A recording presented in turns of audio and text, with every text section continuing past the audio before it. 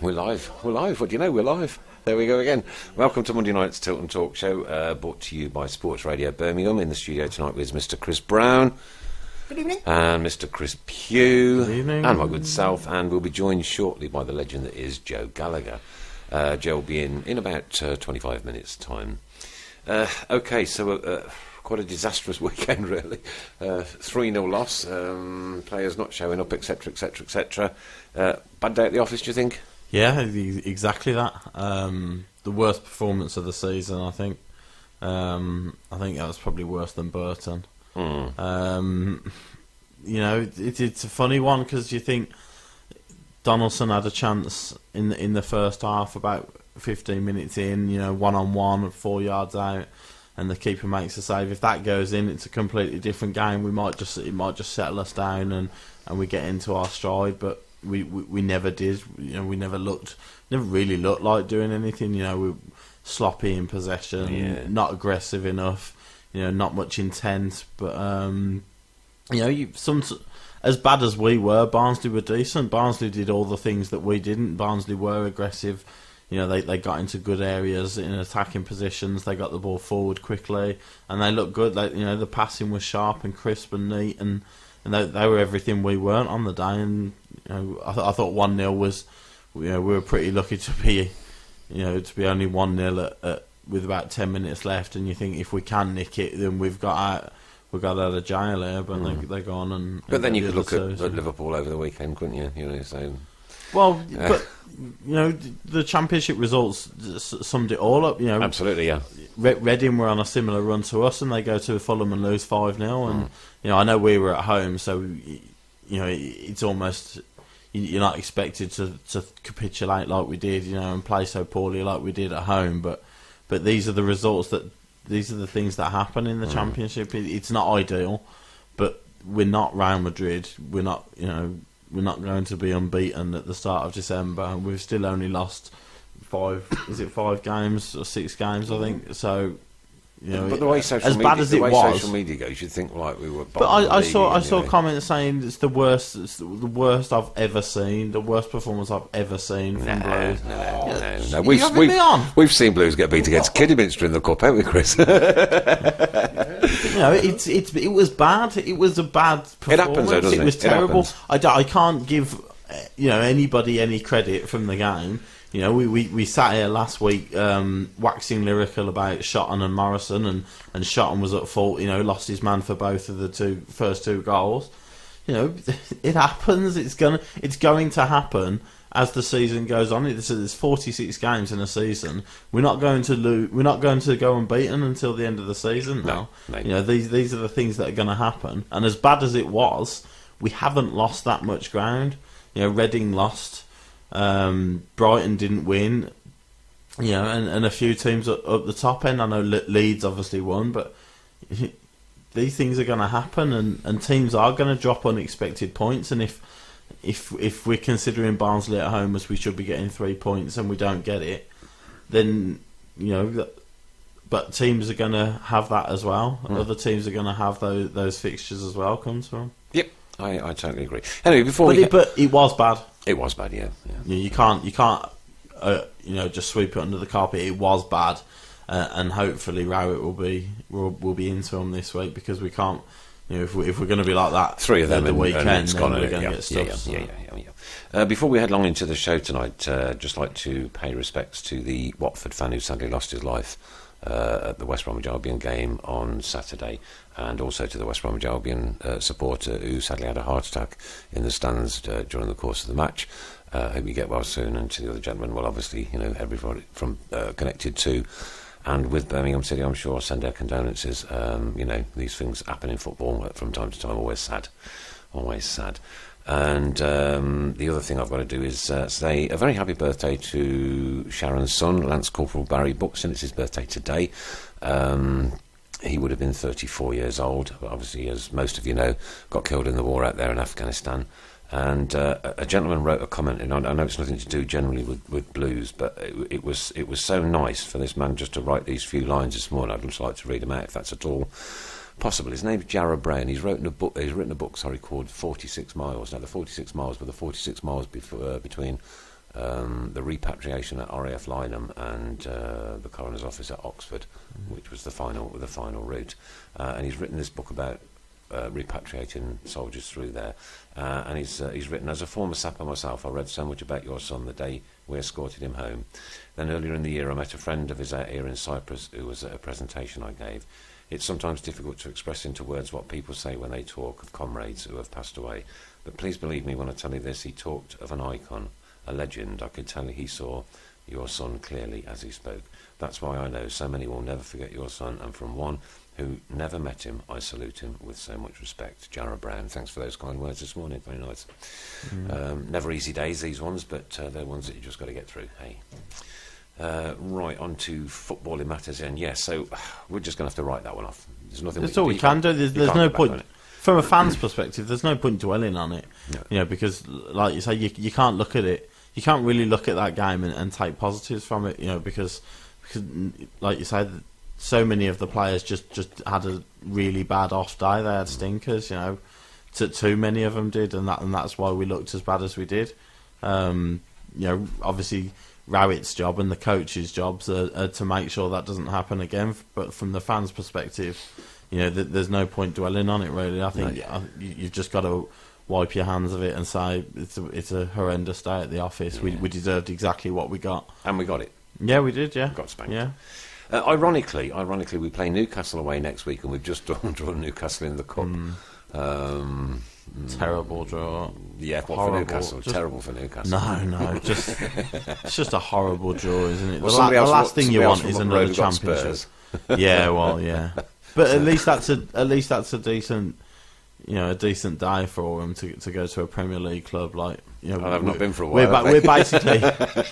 We're basically just, you know, we've got another. I think we play them at home in April, don't we? Yeah. So you know, we're just inviting them down a little bit earlier. It's the FA just Cup. Show around, it's the FA Cup, so away fans get loads more seats anyway. Absolutely, and Newcastle travel amazingly, so they'll fill that end with 6,000 fans. Yeah. We'll probably have about 6,000 fans throughout the whole of the rest of the stadium, and they'll probably beat us, and we'll be out. It's just a waste of a draw. So it's a horrible draw. That is really horrible draw. So you're not saying that you hold out any hope for this one? Then? Not for that. Absolutely not. No. A bit surprising, Mr. Fun, to be perfectly honest with you. It's a diabolical draw. Who would you like to have had? Arsenal, Spurs, Liverpool, Man United away. Yeah. Why not a decent day out. Well, because the revenue side of it. You want to. You know, if you could have gone to Old Trafford, taken 6,000 Blues fans, you know, if you sneak a draw and come back, even better. But you either want a game like that. When you're not going to win the FA Cup, you either want a game like that, or you want one of the minnows at home. You know, so you can get through it without any major fuss. They have a nice day out. You probably get on the telly. You'll get the TV game because it's a non-league side. Well, Andrew Benham says, "I'm sure we can win this one." I can't see it. They're a strong cup side as well. You know, Benitez is a good cup manager, and I'm sure he'll see that as another opportunity to go on a little cup run. But I can't see us beating them. Okay. And they'll bring, like you say, there'll be about 6,000 Blues fans, probably more Newcastle fans. You know, because they'll travel down in great numbers. So. It's a non-event for me. It's going to be a non-event. All it means is another shift for me. It's another shift for me. 6,000 Blues fans. I think you're wrong. I think we're going to have a fairly decent crowd for that one. You don't think, as Ray says, that it could be a timely distraction from the league? A timely distraction? No, you don't. No, I don't think so. No, I'm not. No, I can't have that. Sorry. Mr. Fun is really not Mr. Fun tonight, is he? He must be the claret top he has been seen in. He's got it on underneath his jacket. He's got it on under that jacket. Look, he has. It's a t-shirt. No, but the top is claret. I'd never wear anything. I'd never wear it. I'd never wear anything that colour. It's not claret. It's near enough. Claret. It's near enough. It's just vile. It's a dirty colour. I'd never wear anything like it. Would you, Chris? No. No. And Mark says, please cheer up. Keep right on to the end of the road.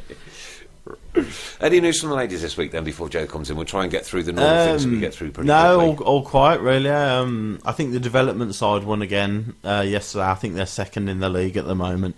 But as far as the first team goes, it's they're all in the off season now, so it's all quiet.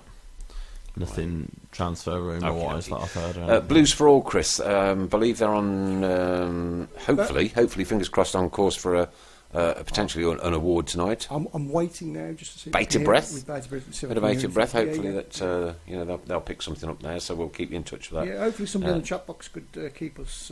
If you can, if you know anything, if you get to. We don't get to win much, so You don't what? Sorry. We don't get to win much, so. No. Oh dear. We won't this season either.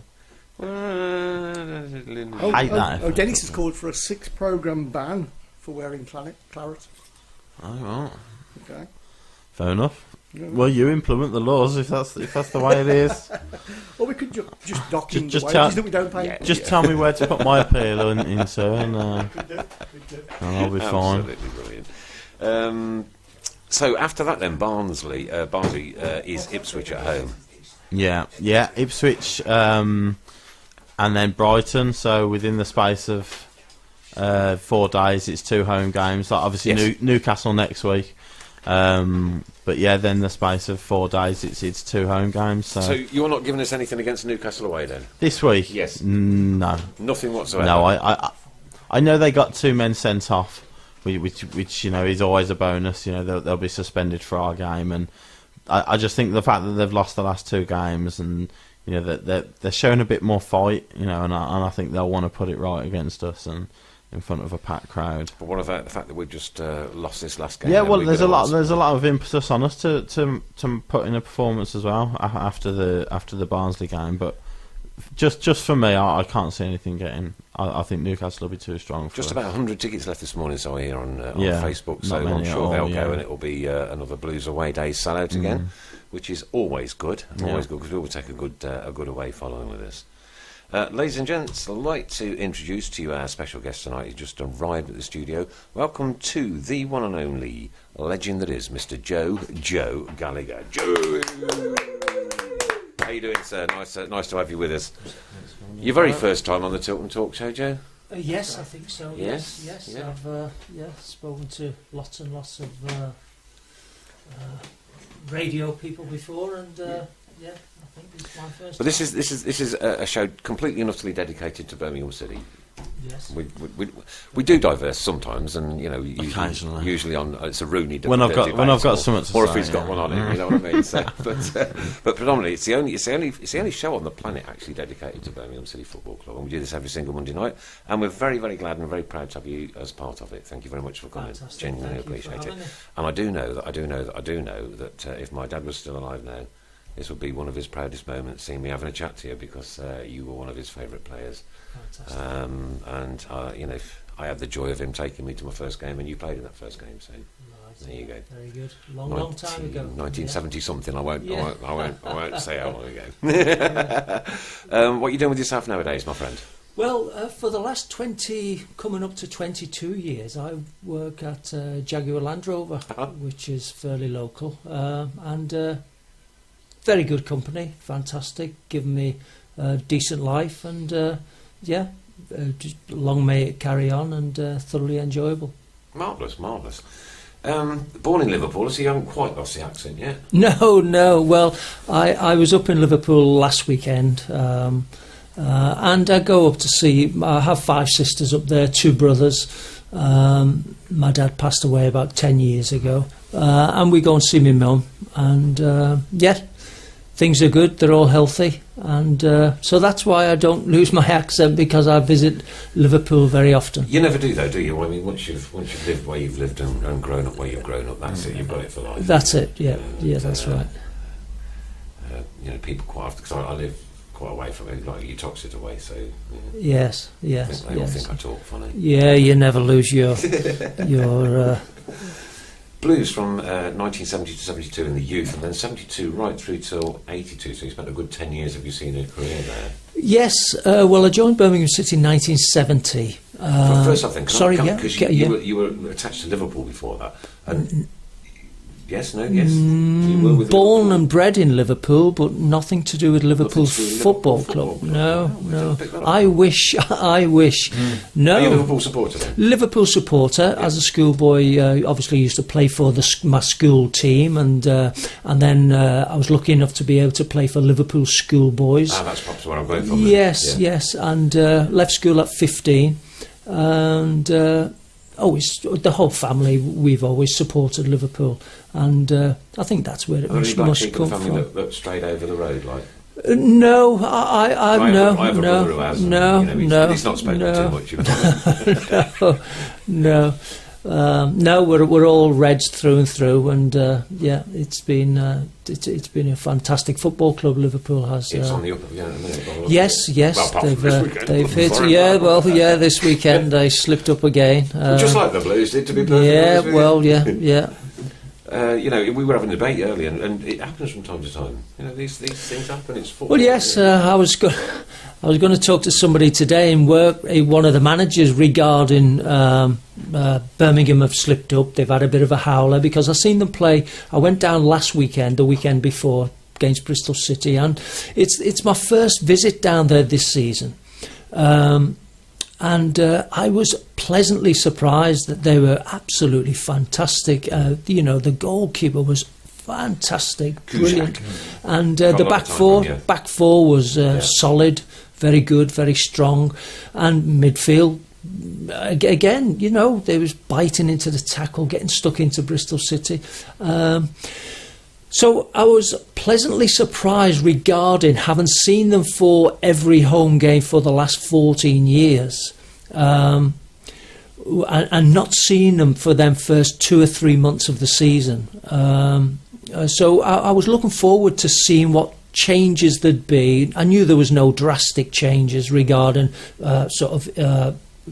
new players coming to Birmingham or players leaving the football club. So it was just a refresher course for me. Interesting to see what a change. And I was very surprised on how good they was. They was very, very good, and it gave me great hope for the rest of the season. I think Gary Rowd's doing a fantastic job. I don't think any of us, certainly any of us that are sitting in here, would have said Christmas would be sitting in fifth. December. Not Christmas yet, but December. yeah, December would be sitting yeah. in fifth. Yes. We were all kind of the same opinion that we'd be kind of 10th. Yeah, top 10. Yes, that's 10, right. Okay, we'll take that and then see what January. Well, we didn't even know about the January, obviously. Then. Yes. But now we've got this opportunity in January then to spend a little bit of cash. And hopefully strengthen things up a little bit more. Yes, and yes. It's the first time that Gary's really had any money to deal with anybody with, and I'm looking forward to seeing what he does with it. Yes, a few months ago, we got the news that the back room has changed slightly. There's different owners and a bit of movement and things, and I think Gary's hands, as you say, have been tied for the last maybe 18 months, and now hopefully he'll have a little bit of money to spend, and he knows his players, he knows the game. And hopefully he can bring in the 1 or 2 players who Birmingham need. That's just what we need. We don't need a flood, do we? We don't need 5, 6, 7. I mean, like they were talking on Radio Aston earlier. We've got to bring 5 or 6 players in the window. And stuff. We just need perhaps a couple in strategic places where it's going to bolster and just strengthen what we've got at the minute. Yes. On the assumption that, like Joe said, on the assumption that those players can put in, the players we've got can put in the performance more often than not than they did against Bristol City, as opposed to what they put in against Barnsley.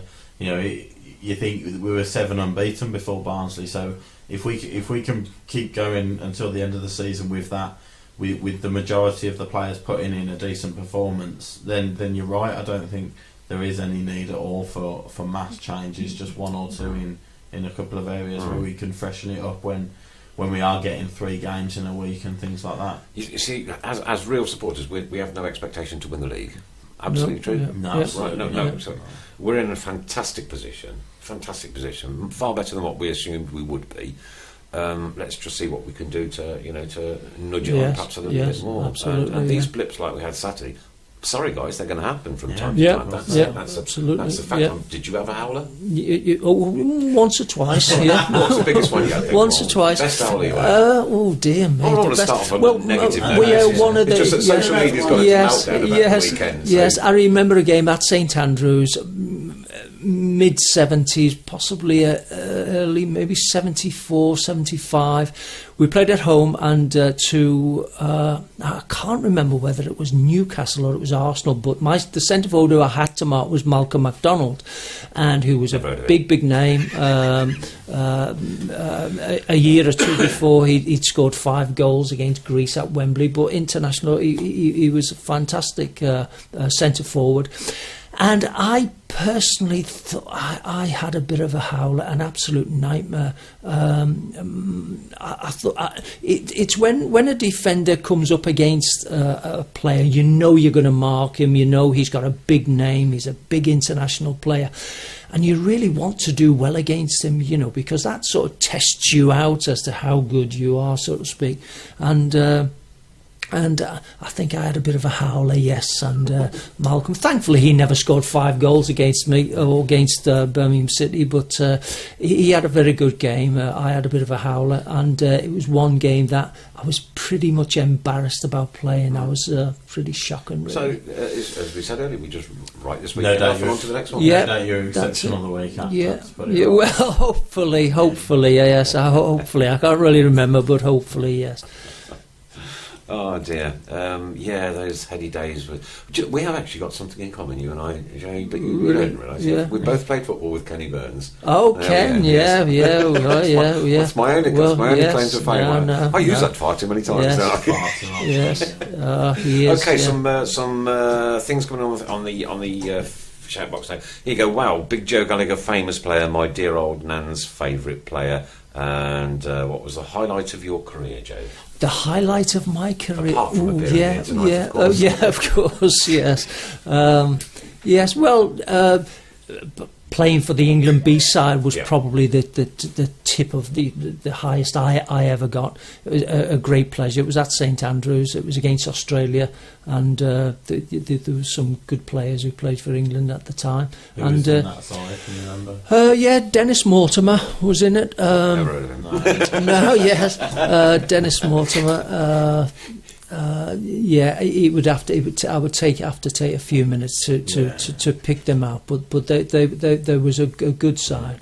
Anytime you represent your country, that has got to be a really proud moment. It was. And if you could scroll down to our Australian friend Steve, we've got somebody listening in from Australia. He gets up early in the morning to listen every single very morning. good. There he is, Leonard Edgington. Good morning to you all at the Tilton. Listening in Queensland, Australia. I've banished all negative thoughts about our bogey team. Onwards and upwards is the only way to keep right on. That's it. Absolutely right. They are worryingly becoming that, though, aren't they, Barnes? I remember they beat us 5 when Clark was manager. Yeah. That's right, so 5-0. That was probably the lowest I've been as a Blues fan with the Bournemouth game, along with the Bournemouth game, it was like the 8, yeah. But then I think they beat us in the playoff semi-final as well in the late 90s. I think in the first leg they come to our place and beat us 4-0, I think, and they are becoming that. Yes, Bogey side, Every now and then, when you think you're doing all right, they come along and kick you back down to earth. Yeah, this is what it is. Yeah, that's Birmingham City for its ups and downs, isn't it? Would we want it any other way? Of course we wouldn't, because we love it. That's what we do. I would want it. I wouldn't want to be a Manchester United or a Liverpool. I wouldn't want it. I wouldn't want it. Honestly, I like it. Perhaps the way it's been the last 5 years. But you know, those the incredible highs, the incredible lows. That's it. And that's what defines us. It's what makes us what we are. Well, the game. I mean, with no disrespect to the likes of Barnsley and no disrespect to the likes of Bristol City, who we played a fortnight ago. We love to see come to St Andrews the big teams. I mean, in the Championship now, we've got Newcastle and Ipswich and Brighton, Leeds United. But there are also there's some teams who are, again, without being disrespectful, the likes of Barnsley and Bristol City and maybe Rotherham and one or two teams that you don't expect a tough game against. But these games, the likes of the Bristol City, who shocked me, they were a very good side. Absolutely, real right tough attack. But what's over? Praddy Stadium, was it? Barnsley. Well, I said at the start, I was really impressed with Barnsley. I think that they're probably the best team that have come to Blues this season. Right. Well, just the interplay. They were sharp. They were precise. They looked like they've been well drilled in what their plan was for the day. But like Joe says, very much like Bristol City the week before. Yes. They were, and if memory serves me right, didn't Rotherham come to St Andrews last year and they turned us over? Rotherham were. Blackburn beat us last year. So these games, as you say, they happen, and even more so in the Championship. They're a wake up call. Did you know your face is glowing blue? I didn't. It's probably it's quite nice actually. Just leave it there. It's got quite a nice little hue on it. You know what I mean? Dennis is asking, did Joe ever go into coaching, or was you just not interested in that? Well, I did. I did. Sadly, I didn't make the grade in the coaching world, but. Just before I finished playing football in 1987, I took my full coaching badge and passed the badge. In them days, it was just a prelim badge that you take to sort of get you sort of ready for the full badge, and then I had 2 weeks at Lilleshall with one or two other sort of. Older pros, and it was a great experience, thoroughly enjoyable, and as I say, became a fully qualified coach, which in them days, once you're a fully qualified coach, you are able to coach in the first division, or the so-called now the Premier Division nowadays, but nowadays they have the likes of the coaching badge, the UEFA A and B and all things like that. But in them days it was just a full badge. Now as well to even try and partake in it. I can imagine the cost is ridiculous compared to other countries. But. Yeah. Where did you get your goal celebration from? My goal celebration? Well, Roger Hunt, Liverpool. If anybody, I've not seen it. I'll have to look it up. I don't think you'll struggled to find it because he scored a few, didn't he, Roger Hunt was my hero as a schoolboy, yes. Well, whenever he scored, I used to watch Liverpool regular, going to Anfield and standing on the Kop. 67, 68, 69, 70. Well, 70 I came to Birmingham. But I used to watch Roger Hunt and Tommy Lawrence in goal, and Ron Yeats and names Tommy Smith and Ian Callaghan on the right and Peter Thompson on the left, Ian St John centre forward. And whenever Roger Hunt used to score, he used to have this run away from the goal, jump and punch the air, run and jump and punch the air. And I used to stand on the Kop as a schoolboy, getting swayed around by the crowd. I miss it so much. And when I used to watch Roger Hunt, and I thought to myself, gosh, I wish I could do that. I wish I could do that. And I sort of had this to myself that if ever I make to be a football player, that's how I want to celebrate it when I score a goal. And luckily enough, I scored that goal in the semi-final, 1975. And there I was away from the goal, jumping and punching the air like Roger Hunt. So it did pay off watching Roger, yeah. So there you go. Great days. That was a Fulham game, wasn't it? Fulham, yes, Birmingham, Fulham, yes. Remember coming back yes. 2 o'clock in the morning? Yeah. No seats. Yes, that's it. I was listening to it on a radio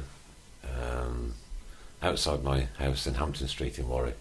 Okay. I think Tony Butler was doing the commentary for that one way back then, and of course came back. Then my dad came back because they'd been up on the train. Yeah. And then of course it didn't happen, did it, after that one? It's main road. Yeah. Main road on the Tuesday or Wednesday evening. Yes. Yeah. We. Did you score a goal against Tottenham away? No, not away. No. It's all right. I just had an image of you scoring a goal against Tottenham away back at White Hart Lane. many years ago, and I'm pretty sure it was you. Might have been credited to I somebody might else. have scored it, but Kenny Burns took it off He me, probably- probably. He's like that. He is like that, Kenny Burns. It is his Although you trait. say now, you might dispute it. Yeah, oh yes, definitely, yes. Yes, I've had many a laugh with Ken. Oh dear. Yes, great fella, Ken. A funny guy, a really Yes, funny guy. he is He's very got- funny, he's got yeah. So many Yes. stories as Yes, well. So many yes, stories. he's one of the. What's your funniest story about Kenny Burns then? Well, Let's put it out there. Ken was. I don't know. I have lots of little stories about him, not some funny stories. Ken was, as you say, very funny. He's the funniest the funniest footballer I've ever known. He had his very strong Glaswegian accent, and he could turn any conversation or anybody in company, anybody else's conversation, he could turn it into the Kenny Burns evening sort of thing. He was very good. He wasn't. I gave him a lift to St Andrews this one day. He says, you're going to Blues next week? I go, yeah, mate, yeah. He said, I'm having a lift. Not can I? Yeah. I'm having a lift. Yeah, Right, that's so I tell you what, here's me. Yeah, I'm yeah. driving Kenny Yes, Burns from yeah. Uttoxeter to Birmingham, Yeah. thinking, this Yes. is pretty cool, you know what I mean? Yeah. Sitting with a man, he'll sit by me in the Tilton, gets there. He says, right, see you later. Yeah. Up to the Ken- bar, up to the boxes that's and the likes there. Ken But was. I wouldn't want to go anywhere. I like sitting out. I'm an outdoor person. Yeah. But they just said that Kenny Burns has got more teeth now than you had when he was playing. He probably has now. Yeah. He great football player, Ken. We see he acquired about 25 Scottish caps. I've seen each one of them. And one of the great sort of things Ken told me is that when he played for Scotland, they played Germany over in West Germany, and he was given the job by the manager to mark Franz Beckenbauer out the game. Which what a great to have on your CV. I've had to mark Franz Beckenbauer. But Ken was a fantastic football player, one of the best football players I've met. Hard as nails, could score goals. He was athletic, but Ken hated running, and it's a funny sort of. To have when you hate running, you're a football player, because that's what football is all about. It's about running. But Ken was great at all sports. He was a fantastic swimmer. He was a brilliant golfer. He was single handicap at golf. Swimming, he would jump off the top board, just do somersaults and in the water, diving. He lots of sports. Darts, Ken would get 50s and 80s and 100s and things when he played darts. So although because we used to do lots of our training, especially pre-season training, over Damson Lane, over the park, and Ken would hate the long distance running. He would be at the back, and he just wouldn't be able to finish the run and things like that. But give him a tennis racket or a golf club or a football, and Ken could make music out of it. He was fantastic. He was one of these people that were just born that he was able to do lots and lots of things. I have people like that. Yeah, absolutely. Yeah, I was born with two left legs myself and two right feet, so that just shows you what my abilities would be. Okay. You go on. You say about obviously Kenny's hatred for running, and really wasn't into that aspect of the game in the pre-season and everything. When you think about the modern game and how it's so focused on massive stats within the Stamina, game and how far you're running every game and stuff, do you think even though we've just waxed lyrical about how good he was his as a player, ability, do you would think he that struggle? Would he have struggled to get yes, into the yes, modern game? I would think so. Yes, I think most of us would. Most of the sort of 70s players and 80s. Having players. said that, you'd have been training differently. Yeah, and of course. you'd have been brought through differently, and it's lifestyles, yeah, and absolutely, everything. Yeah. I it's don't very. think Kenny would never have had his pint. Yeah. That's another. Oh, that's one I won't take away from isn't it. it? Yeah. That's one I won't It's take away from it. very Going physical back to the Main Road nowadays. game, Leonard Yep. from Australia said, "Did the players feel gutted or even suicidal after that defeat at Main Road as the fans did? I've never felt as down as I did that night, and never have done since." Suicidal's a little bit too strong, no, but he's on the right wavelength. Yeah. Yes, I mean, I seen Gary Pendry, who was very, very experienced pro, just fell down suddenly in front of me in tears, cried his eyes out, and Gary had played for many, many years for the football club. The FA Cup, isn't it? To be so close to Wembley. We've gone on to win that. Really Yeah. West I Ham, think it was classed as the most boring final ever. possibly. Yeah. West Ham in the final. Yeah. Did you watch yeah. that final? Do you remember? No, watching I the didn't. final? I made sure that we went out. Myself and my wife, we went out shopping, and Couldn't watch. You have to do those yeah. things though. Sometimes you have to cut off, yeah, don't you? You know? I did. Yeah. It's for your own sanity, for your own good. Yeah. Well, I loved watching Wembley, watching the FA Cup final, as you say. It's Yeah, like it's just like watching massive the occasion, Grand National. Yeah, it's I can only speak from my experience, and my experience was in the Cup. okay. Okay. Explain to me what it would have been like coming out of that tunnel with that one great big speaker by the side of it. We all remember that big round one. There was just the one horn, great big long horn on it. God, you must remember that. But at the tunnel, yeah. What was it like? Where would the tunnel would be at the halfway line? Halfway line, right. yeah. No, that was in the corner. Right. But yeah, So yeah. what would it be like?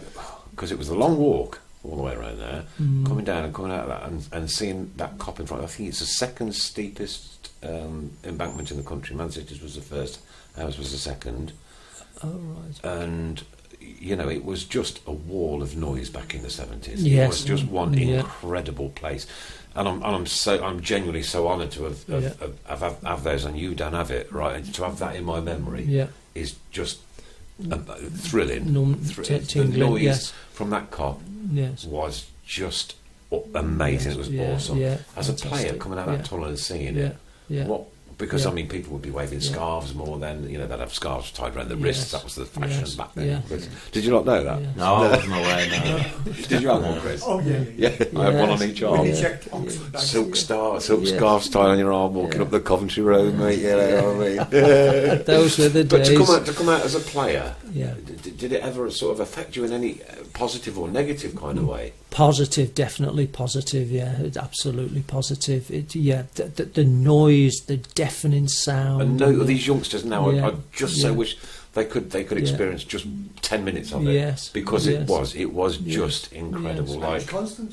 Yes. it was like do you know the Ipswich game, the Wembley game, the West Ham game, and the Villa. It was like that, but Yeah. multiply that by 2 because there was that many more people. Yes. There was 60,000 Yeah. sometimes. It was fantastic. Absolutely. Yeah. Do you We think it intimidated the opposition? opposition. as It well? did. Yeah, it does because it does at Anfield still nowadays. I mean, in the 70s, whenever teams went to Anfield, it was quite a nervous place to go to, Yeah. and we.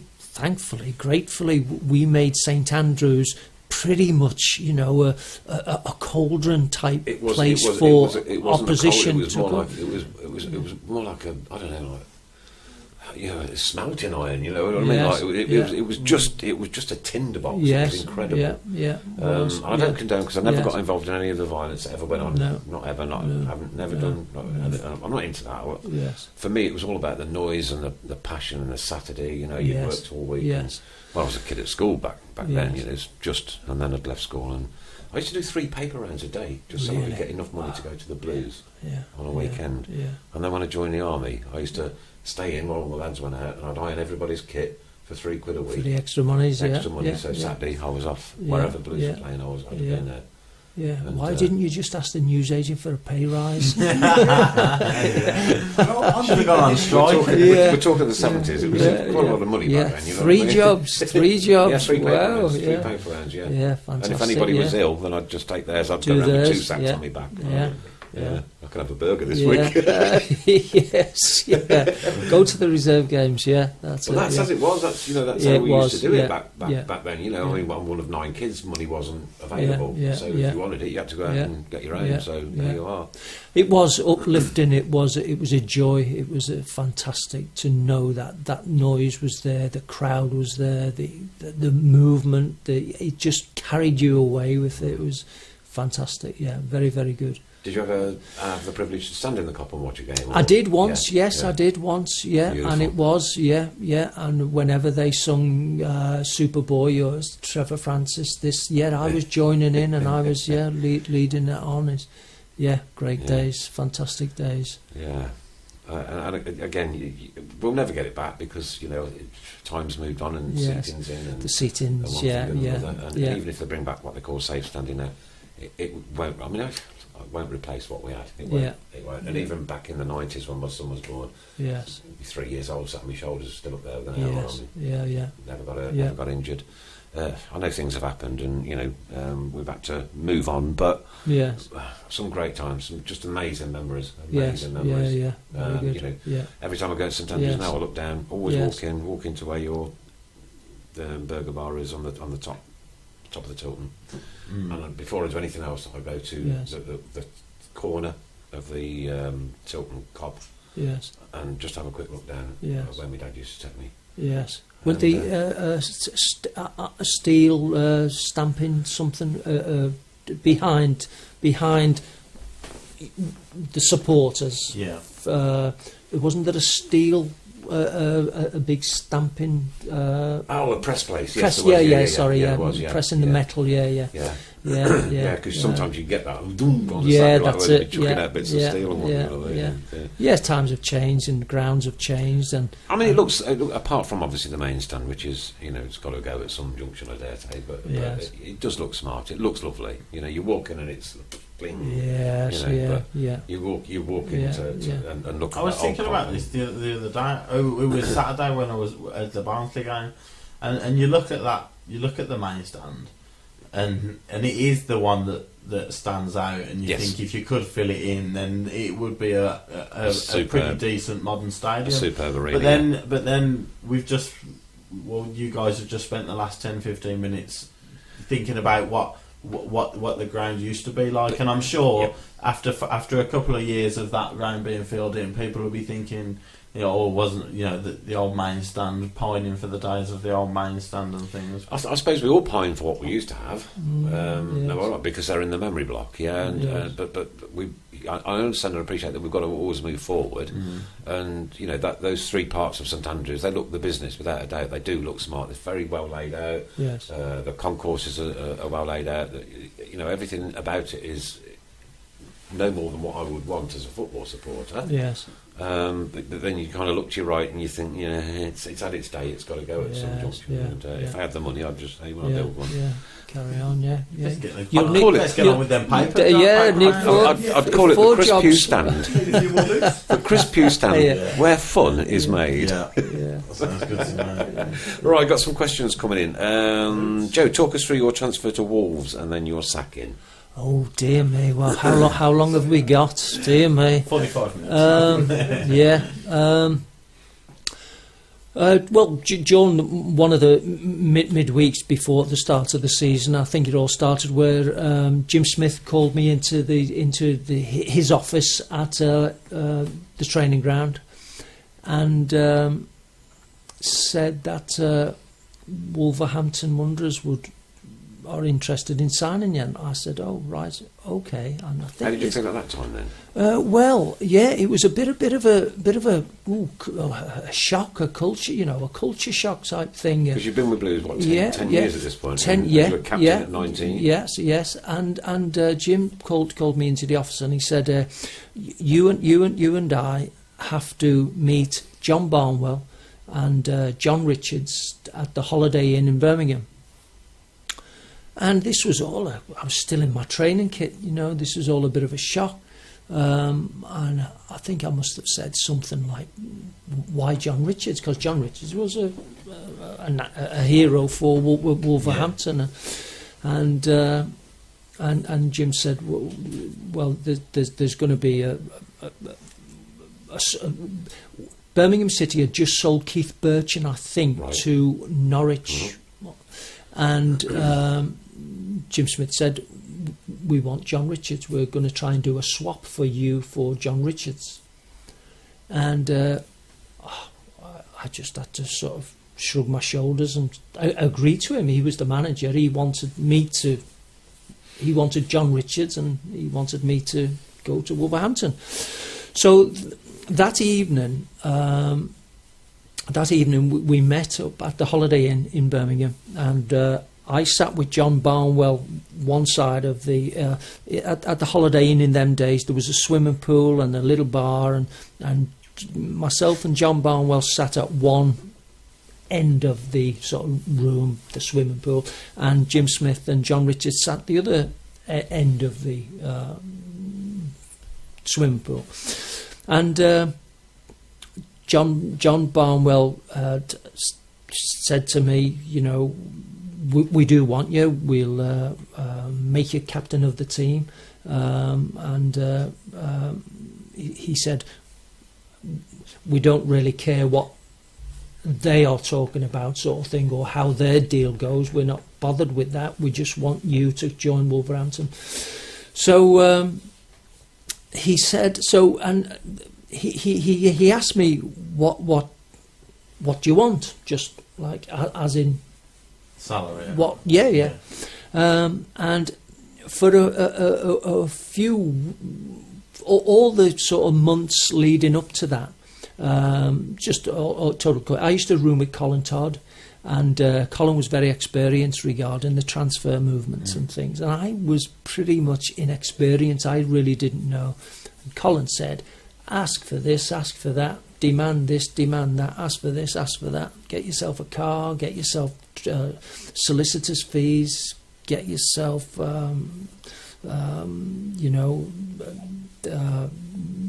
whatever, a car, solicitors' fees, the salary, a signing on fee. Get what you, if they want you, they'll have you, because they'll pay for whatever. So I sort of reeled off what I wanted from John Barnwell, and John Barnwell said straight away, "You can have it. I'll see you tomorrow at the Molyneux, 9 o'clock." I was like, what? Okay, yeah, fine. Were you fine, married at okay. this time? Sorry? Were you married at this time? Yes, yeah, so yeah. You've now got to yeah. go home and tell your wife you've just Yeah. lost your job and got another one. Bit in the meantime. But having said that, Accumulated there's a new all car, this. love. Yeah. So we didn't know how John Barnwell and John Richards and Jim Smith's chat went. We don't really know. But the next day, I went to the Molyneux, and I went through the glass doors and went into the office to see John Barnwell, and John sitting at his desk, and then John stood up and he passed me a pen and said, "Here, Joe, come sign here, come round here and sit down and sign." And I got the pen off John Barnwell, and I was just about to sign, and then I looked at John again, who was the other side of the desk, and I said, because I knew Jim Smith and John Richards were at the Molyneux also. Okay. They were still trying to sort their deal out. So I held the pen and I just waited for a second, and I just looked at John Barnwell and I said, "Do you mind if I go and have a quick word with the boss again?" And he went, "Yeah, no problem, carry on. So I put the pen down, I went down the corridor to see Jim Smith, and I went into a little room and where Jim was, and I said, "Boss," I said, "I don't want to come to Wolverhampton." I said, "I want to stay at Birmingham City." And he said, "Joe," he said, "we need the money for you. We need whatever is going. We need John Richards to come to. We need a centre forward." Because in Birmingham City's philosophy, I think they had young Pat Van Den Hauer coming through as a centre half, and they'd sold their centre forward to Norwich, Yeah. I think it was. So they Needed needed a a centre yeah. forward. So Jim just said, "I'm sorry, Joe, but we need John Richards.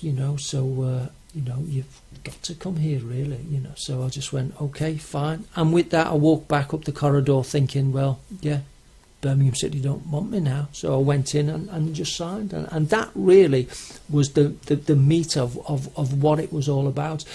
In the end, I think John Richards' deal never matured, never worked out, and but my deal was okay to go to Wolverhampton. Thoroughly enjoyed it. Was there for a short 18 months before, as you say, before I got the sack. But yeah, enjoyed myself. It was good football. Yes, sorry. So this was the Thursday. This was the Wednesday night that we'd spoken in the hotel, and after me talking and saying to John what I wanted to come to the football club, and he said yes, we'll also make you captain on Saturday. And the Saturday was the first game of the season at home to Liverpool, and Wolverhampton won 1-0. A goal by Mickey, I can't remember Mick's surname. Yeah. Anyway, so it was a good. We had the good start, but as the months wore on, it got to I was about 20 months into a 4-year contract, and there was a photo call at the football ground, but with a company called Tatung, who were a Chinese company to do with cameras and watches so on and so forth. And I arrived at the ground on this particular morning that they'd held this photo call. I arrived at the ground, not knowing there was a photo call at the time, but as I've gone into the dressing room, something was wrong with the training ground facilities, so we had to train at the Molineux. And I've gone into the dressing room, and all the lads are sitting round, silence, like 18, 20 lads all sitting round. And I said, and I stood there and I said, what's happening? I don't know who it was. It was Andy or Andy Gray or John Richards or Kenny Ibbott or Paul Bradshaw. One of them said, "Oh, they want us to do this photograph." And I went and I said, "Well, okay, fine. Let's go and do it then."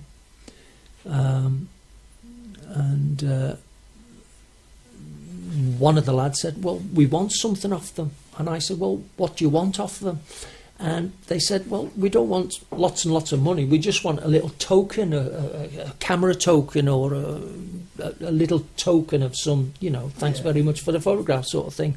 They weren't demanding any ginormous amounts of money or nothing like that, just a little token of something. So I said, okay. So I just sat with them, and we all just sat looking at each other, just doing nothing, not getting changed. And Derek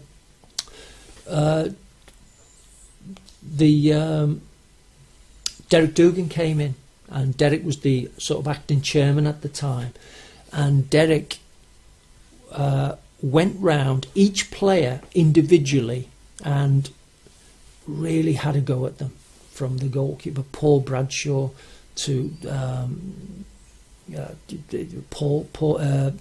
Jeff Palmer was the right back, Derek Parkin, Peter Daniels, then myself, John Richards, Willie Carr, Andy Gray, Terry Ibbott, went round, and he in my tapes he slaughtered. He verbally hammered every one of them. Bum bum bum bum.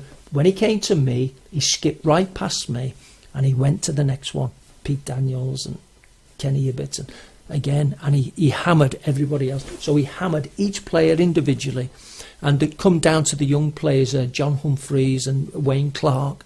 He hammered them all, saying, "Oh, John Burridge was there at the time as well. John was on loan as well." He just hammered each one, saying, "You've got to do this photograph. The football club need the funds that this company's putting in. Just get yourself changed and get on with it. Get this kit on and get on with it." So Derek Dugan left the room then, and we all carried on sitting there. And I was looking round thinking, well, someone's got to, you know. Are you still team captain at this time? No, well, Right, at the time I wasn't in the team. At the time right, yeah. I was injured and I wasn't in the team. Right. And then after about 2 minutes of silence, which was a long time, all of a sudden one of the lads stood up because I think they started getting a guilty conscience after what Derek Dugan had said to them. And so they sort of stood up, took their jackets off, and started to get changed, started to put this old gold shirt on with Tatung across there. And as one started doing it, and then within 20 seconds, another one had started doing it, and then another one, and then another one. So they all eventually started putting the kit on, get changed, going out. And as they were doing it, I said, lads, what are you doing? And they went, oh, well, we've got to do this photograph now. The chairman's had a go at us, and we've got to do this and got to do that. Guilty conscience, you know, the tail's between their legs, and they've got to go and do it. But silly me, and I do regret it. It was one of the biggest regrets in my life that I just stayed sitting there, and I wasn't in the first team at the time. So the argument wasn't really nothing about me, nothing to do with me. It was them. They were needed for the photograph, not me. So that they all got changed, put the kit on, went out and done the photograph, and I just stayed sitting in the dressing room on my own. And then after, I don't know, half an hour or something, they've come in, and then they took their kit off to put their training kit off to go and change. When they started putting the training kit on, I put my training kit on. We went out and trained. We had a good morning's training, and then we went home. The next day, back into the same dressing room, the home dressing room at the football club. And Jim Barron, the coach, popped his head in the into the dressing room, and he said, "Joe, we had a young secretary called Peter something." Yeah. He popped his head in, Jim Barron, and said, "Joe, Peter wants to have a word with you in his office." I said, "Yeah, fine." I went in, knocked on Peter's door, went in. I said, "Pete, do you want to have a word with me?" He said, "Yes." And he got off the desk a letter, and he went, "Yeah, this is for you." And I went, "Oh, right, what is it?" And he said, "You better read it." And I got it. I read this letter, and it was only about 3 or 4 lines, basically to say that your contract's been terminated, and like, get the hell out of here, sort of thing, you know. And I couldn't really understand it because it was in the legal stuff. And I said to Pete, I said, "What does this mean? That I've been suspended?" How old were you this time? I must have been about 27-ish, Right. 27, 28, Still- yeah, still 27, yeah. 28, yeah, because I signed for Burnley at 28, so that was shortly after, because I'd done 9 months at West Ham before that, so I was around about 26, 27. So I said to Pete, I said, "What does this mean?" And he went, "Well, you've been sacked, your contracts, you've got to leave the premises." And he said, "Oh, and they're yours over there." And I turned round and I looked, and I went and I had a look in this plastic bag by the door, and me boots were in it, me trainer boots and things like that. And I said, "Well, what's all this about?" He said, "You've got to leave the premises, you've got to go." And that was it. So basically my contract was getting ripped up for not going on a photograph. Did you ever have it confirmed that it was that?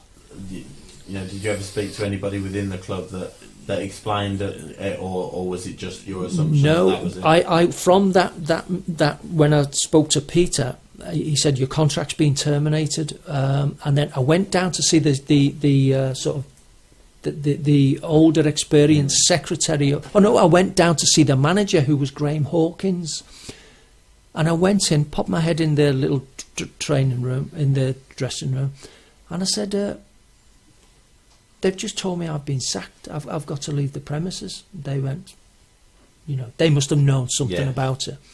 And I said to the manager, "Did you know that I had to do that?" Because in a player's contract in them days, it said that every player must appear on an official photograph. Okay. And that was part of what this letter said. Which is fair enough. That So I said to the manager, "Did you know I had to do this photograph?" And he went, "No, I didn't." And so I said, "Well, how do you expect me to know it?" But it's my contract, and I should have known it. Yeah. And it's the But was it an official photograph? Yeah, it was sort of mid-season. It wasn't a sort of end of season thing. And were these guys the sponsors at the time then? The sponsors, Tatung, they were called. Yeah. You wonder why difficult one. You wonder why players nowadays Yeah. have agents who Yeah. scrutinise every Yeah, last word yeah. about the contracts. I think the reason for Wolverhampton wanting me to leave was I was earning £500 a week, and I was playing in the reserves. Yeah. Yeah. And so Derek Dugan, because the Used football that as club an was short, opportunity, yeah. we've got a big chance here of I mean, getting rid of him. they nearly went bust bump. They didn't did, big time? they I mean, did, yeah. I saw the cracks. I saw the cracks in the Yeah. in the bath, in Yeah. the players' bath, and Yeah. they were huge. Believe me, Yes. that place was just Yeah, almost beyond falling down. anything. Yeah. You know, I went on a tour because we used to do a lot of work for Goodyear back in the day. Yeah. And I went and invited you to a tour of Molineux. I wish I hadn't have gone. Yes. It was just Yeah. like, God, I wouldn't even get in that. I don't expect a professional footballer to get in it. You know what I mean? Yes. The facilities were disgraceful. They were terrible. This is when the old was it the North Bank or the South Bank had been closed down, and it was all Yes. overgrown and everything. Yes. And they very nearly went out of business. So, yeah. Well, I made it. A little bit better. I easier for gave them a bit of a Yeah. chance. Yeah. But I was very obviously sick. I was absolutely sick Yeah. because I had a mortgage. I had 2 children. You know, bills needed to be paid, Yeah. and I was slowly realising, well, where am I going to get my salary from? Yeah, You fight through painful. that, Yeah. You fight But through it. I just thought, it was an issue that had materialised, and I walked into it, and sort of I must have been a bit stubborn not to get changed like the rest of the guys and go out and do the photograph done. It's something I regret, and I'm sorry to all Wolverhampton and the football club for the trouble I caused. But we move on. Yeah. We move on. Yes. So what was after Wolves then? Wolves, I was all footballers, all players. I'm sure they all think the same. That when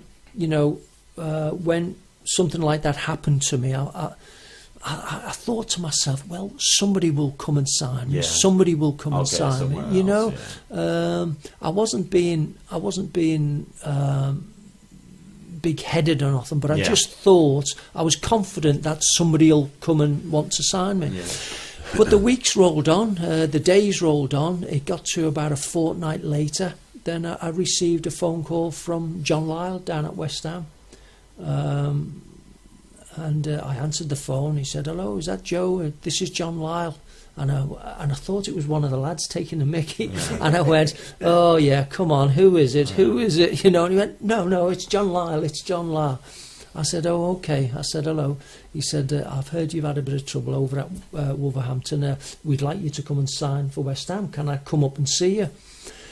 And I said, yeah, of course you can, I told him he asked me where I lived. I told him my address, and within 2 hours, himself and Eddie Bailey, who was an old scout for Tottenham in the day, and then I think he was a bit of a scout for West Ham as well.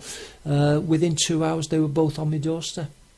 Much to the relief of your wife and kids. Well, yes, yeah. And so that's how I ended up down at West Ham, yeah. A few questions coming in. Do you think players today would cope with the pitches you used to play on in the 70s? That's from Chris Redding. Do I think Players today would cope with the pitches that you used to play on in the 70s? I'm sure they did. I'm sure they would have done. They'd have found it, pretty boggy and muddy and But things. we used to watch Star Soccer on yes, Sunday with Hugh Johns, right? Okay. And it would just be a mud bath. Yes, it'd be a Derby mud County's ground, the Absolutely, baseball ground. But Yeah, the game would go on. It would yeah, continue. absolutely. Well, do you remember the time I was watching Match of the Day, and one of the teams, probably Derby, had a penalty, but the referee couldn't find the Couldn't find the penalty penalty spot. spot. Yes, remember So that, a guy had to run on with With his a tape bucket, measure and put a bucket of paint, and with the paintbrush they had to paint a penalty That's proper spot. football, mate. Yeah. Proper football. You've missed it out. Yeah. All you youngsters, Yeah. you've missed out. But the ability that some of the players have today, I'm sure they would have managed it, but would have found it tough. And during Joe's playing days, what was a day like in the life of Joe? Training pub bookies home?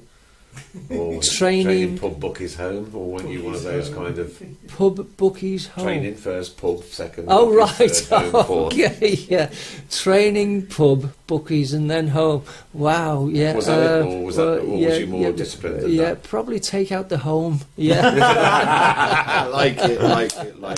yeah. And does Joe remember playing at Liverpool 77-78 when we were the first team to win there for 3 seasons? We were 3 up and then on Yes. for 3-2. Yes. And they had a great team Yes. like Dalglish. Yes, we went 1 up, and then we went again, like the viewers is saying. That's Wayne Linden. Yeah, like Wayne is explaining.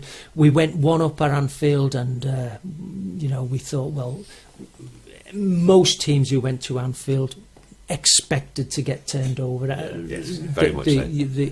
And we went 1 up, and then we went 2 up, and then I think we started panicking. Then when we went 2 up, and then we went 3 up, and we thought, well, what's happening here? Don't know What's what to happening do with here? yourself, And yeah. then it was a fantastic feeling, because it was my hometown. That's where I went and supported Liverpool as a schoolboy. My family were in the So stands. there's Joe Gallagher at Anfield, right? Yeah. Looking at the Kop Yeah. and going, damn, we're 3-0 up. Yeah, well, yeah, I used and to it stand was. up It was there. Whoa. yeah, I don't and know it if I was could do it. nervous. Can I not It play was this one, boss? shaky. Yeah. Well, you just want to go and hide somewhere. You want to go and hide. I bet Because you didn't visit for a the few great- days afterwards, did you? No, it wasn't like that. I think that evening I'd probably been out with my mum and dad in the evening, and Is that the year Up- they won the European Cup as well? 78. Did they win the If European it Cup? was 78, Liverpool won it. Possibly 78. Yes, it could have been 78. Yeah, Another 77. I think they. Yeah. Okay. Well. Yeah. Were you part of the 5-1 winning team against Man United? Yes, at I St love you. Andrews. I Yeah. absolutely Yeah. love Yeah. this man. At I St love this man. Andrews. Now, Yes. Gordon Tompkinson, I am sitting next to a man Yes. who played in the game when Birmingham City beat you 5-1.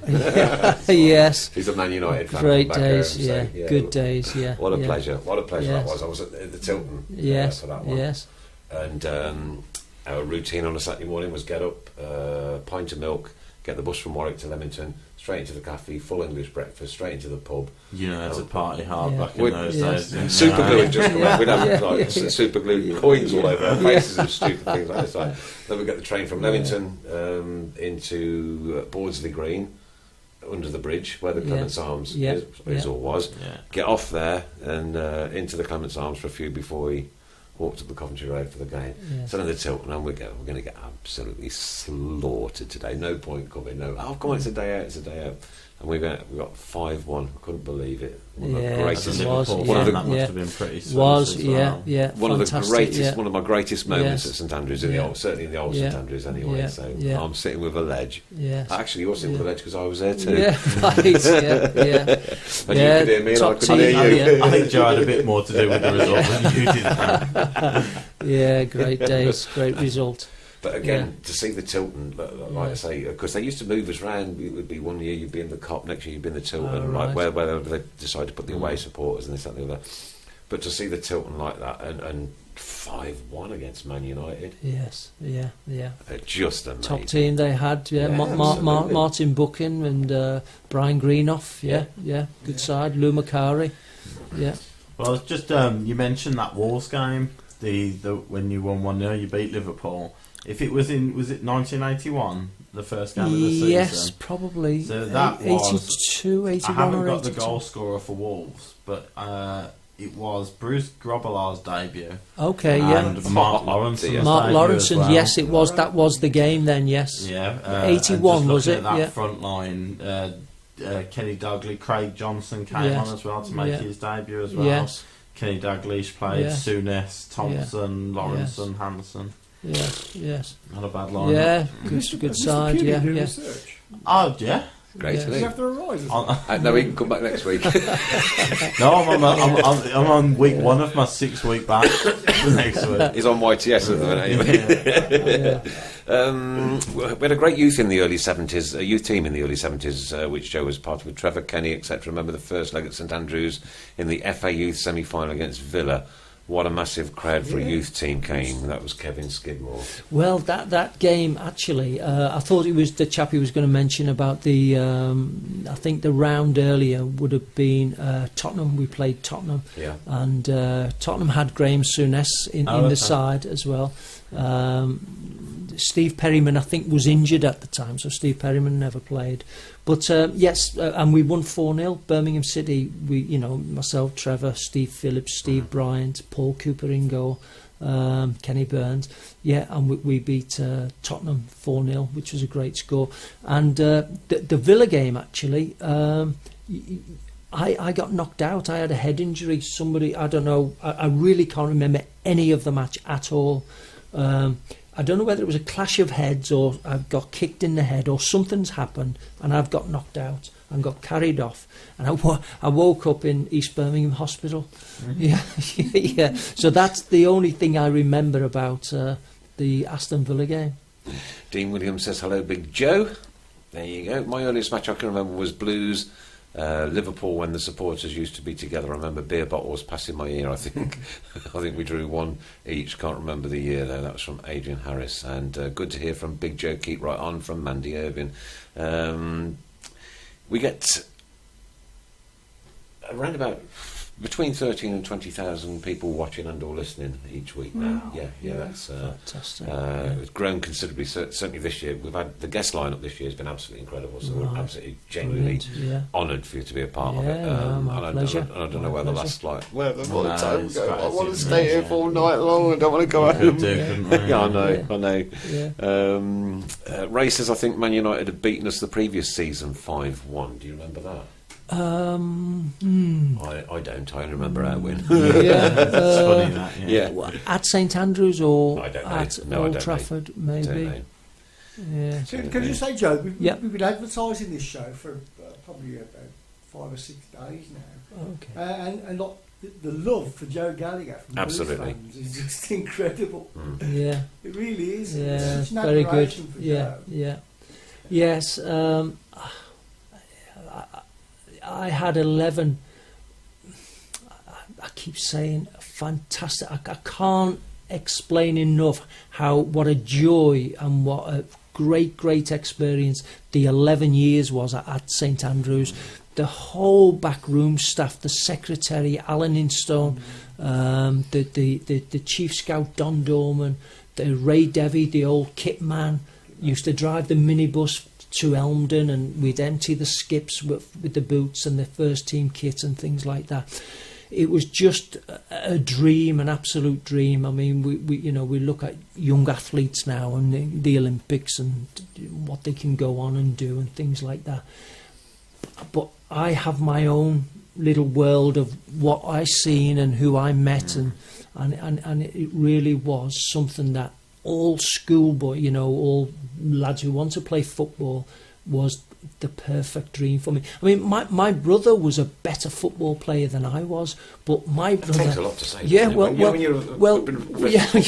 But my brother discovered women and smoking and drinking when he was sort of 13 years of age. So he was offered trials at Chester and Tranmere and Bolton, but he just wouldn't turn up. He wouldn't go. So he didn't have the desire. Yeah. He played centre forward for the school, was banged in 100 goals every game, sort of thing, So but thankfully I received a letter from Don Dorman and from Birmingham City Football Club to they sent home to my mum and dad to a single train ticket for me to come to Birmingham, and Don Dorman met me at the station, and that was we've got to be talking nearly 45 years ago now.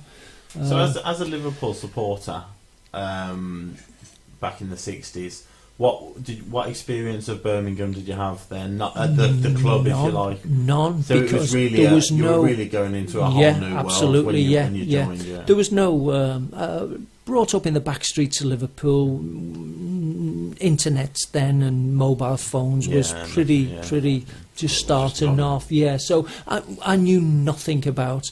I think we was all saying, "Where is Birmingham?" We didn't know where Birmingham. You know, it was down south somewhere, or could have been up north. You know, but it's so I came down to 1970. Don Dorman met me at the station, and I just popped back every so often to see my family and my sisters and my mum, and an absolute joy. And you took Birmingham as a city to heart, pretty much. Absolutely, yeah.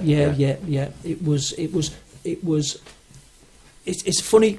Just a quick little story. A few months earlier, with the school, because I was just still at school, the school took myself and a few other of the children away to a place called Colamendy, which was in North Wales, just for a couple of days, or a week, or a couple of days, I don't know. And I went with them. You know, it was a coach trip or a minibus or something, and we went and we was in these dormitories and things, and having I don't know, see the mountains and walk the fields and things like that. It was one of them sort of get to know the country sort of thing. I cried my eyes out. I couldn't rest. I couldn't sleep. I couldn't do nothing. So the next day, they took me back home. And that was only weeks before I came to Birmingham. And when we got the letter, when my mum and dad got the letter for me to come to Birmingham, my elder brother, who's the better footballer, my elder brother was saying, "He won't last 5 minutes in Birmingham, he'll be back tomorrow, because of what had happened. I was homesick, I was just homesick. I was crying for my mum and dad, and I wanted to just get home, and the teachers thought, well, we better take him home. And took me home, and... Probably thought, let's get rid of this one.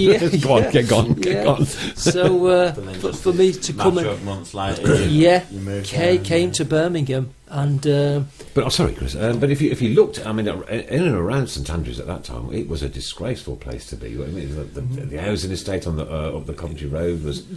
Some of them flats are still there. Where the bus station used to be, and it was just derelict and horrible and vile. Well, maybe in your eyes, or maybe now in your eyes, but to me, as a young boy, 15-year-old coming from Birmingham, I came from Warwick, you see. To start playing football for Birmingham City, and we used to train on the car park. That is still now the car park. That's where we used to train, and sometimes in the park a little bit further down we used to train. The youth team, when we was youth players, we used to train. The first team would go off to Elmdham sometimes.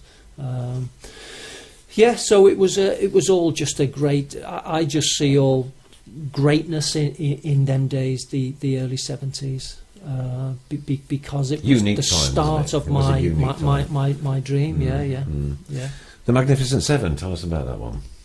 Yeah, the sixth goal at Leicester. There's that one. There's two Magnificent Sevens. Oh, and the right. sixth goal at Leicester was just. Sorry. I mean, that one was.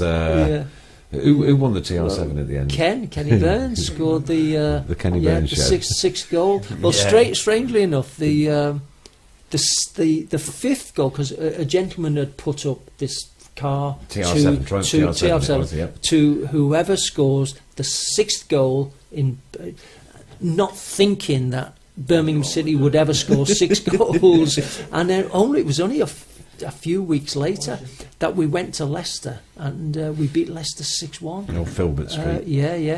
But the fifth goal was an own goal by Dennis Rofe. I don't know if you remember the left back. If I'd have been a Leicester player, I would have scored another one. I thought we were going to lose this. I might as well have a bag of TR7 and for myself. He scored the fifth goal, and we all wondered if Dennis had scored the sixth goal, would he have gotten the car? Well. But it was we'd sorted out beforehand. I mean, I was fairly young, really. There was more experienced players. That they said obviously Dave Latchford couldn't have scored the 6th goal, so he had no chance of winning this car.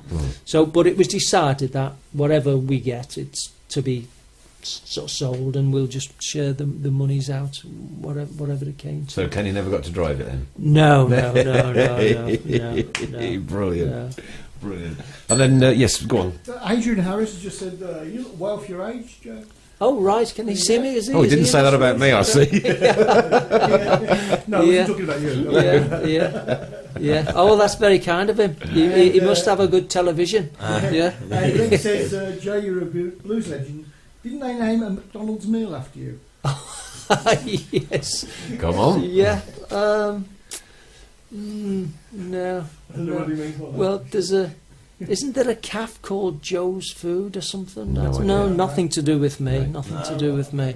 No, doesn't ring a bell. Doesn't ring a James bell. Brown The said, McGallagher. Yeah. good to see a legend like Joe on the show. Definitely one of the players I would love to see playing in the flesh.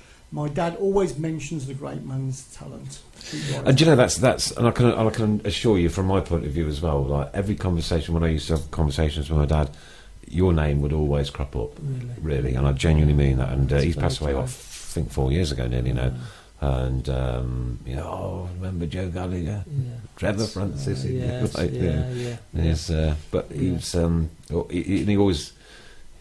Yeah, it's great. Like 'cause I say the memories and you have your set of memories about playing for the Blues, and yet Yes. we as supporters have our set of memories. Yes. Obviously, I had zero chance of being a footballer. To be honest with you, Yes. zero, no Yeah, chance yeah, whatsoever.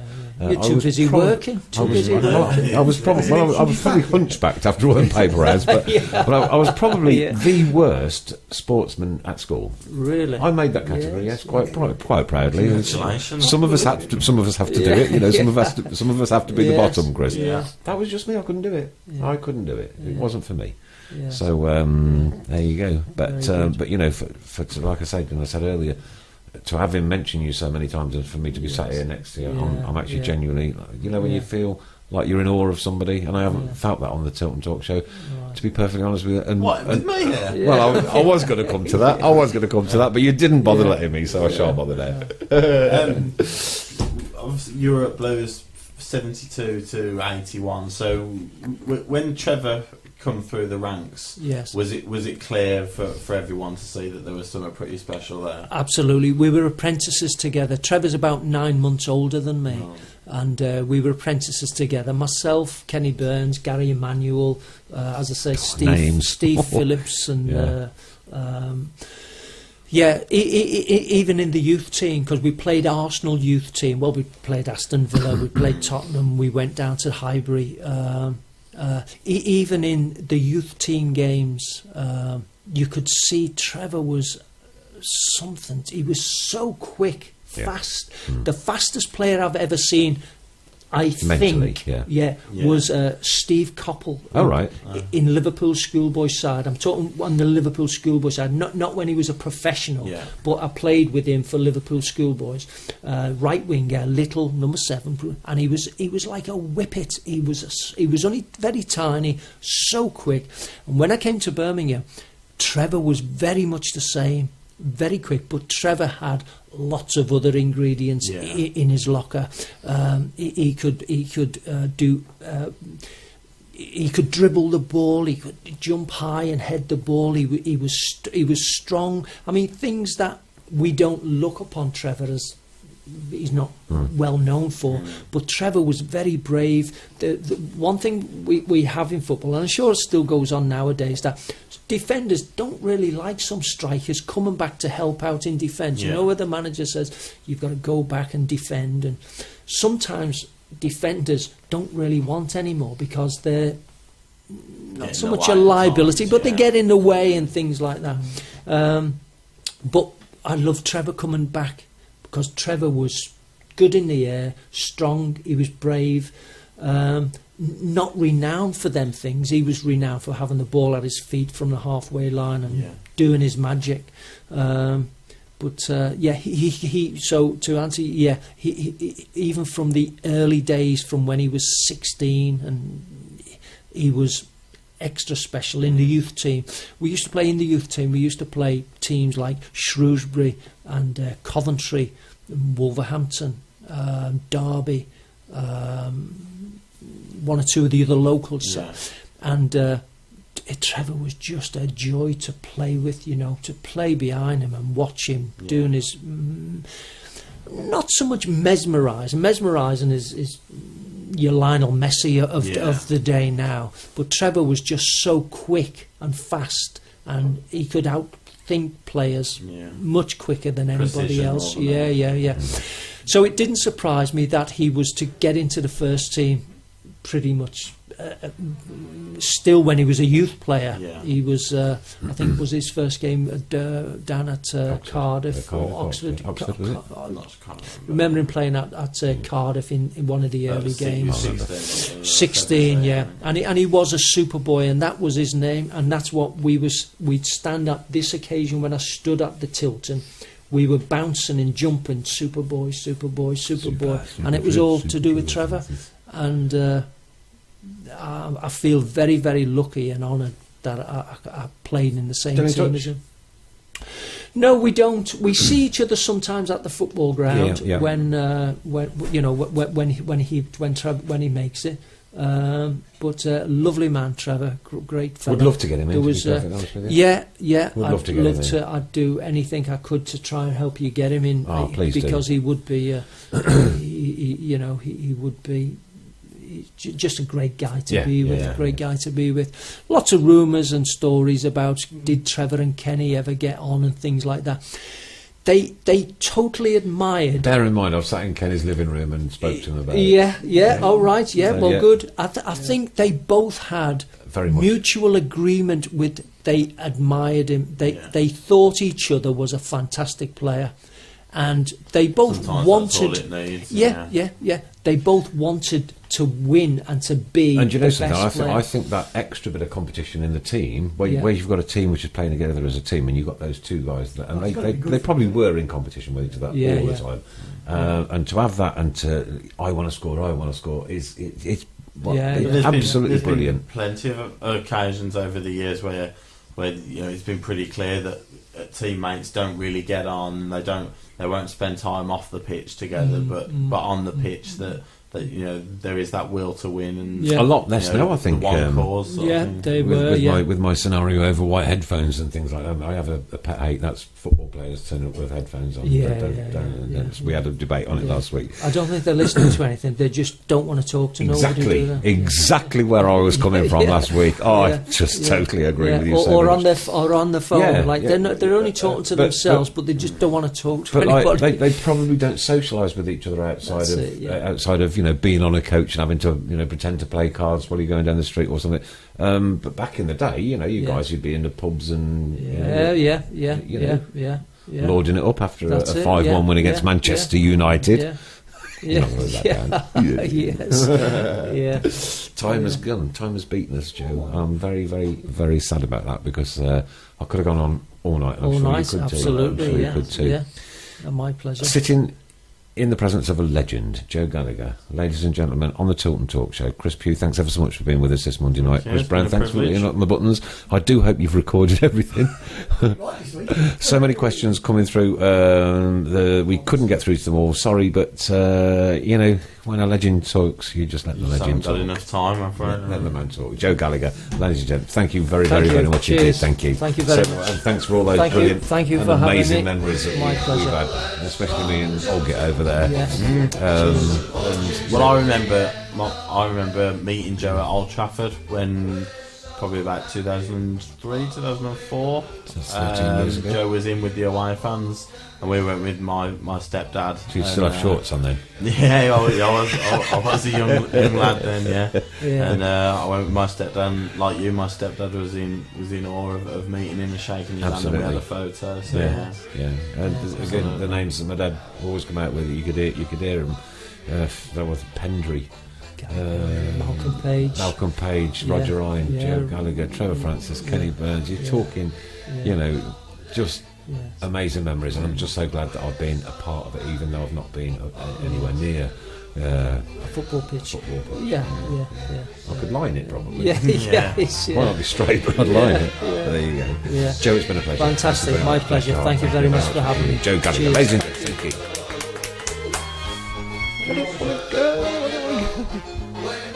We're there at the end of the road. We are the lads from the Tilton. We'll support you till the end of the day. We're so happy following the blues. We love you, what more can we say? We have the tickets tops here at St Andrews. They gotta give us what we're longing for. It's burning up forever, let's hear it from the stand. So come on, sing this song once more. We are the lads from Tilton. We'll support you till the end of the day. We're so happy following the blues. We love you, what more can we say? We are the lads from Tilton. We'll support you till the end of the day. We're so happy following the blues. We love you, what more can we say? We are the lads from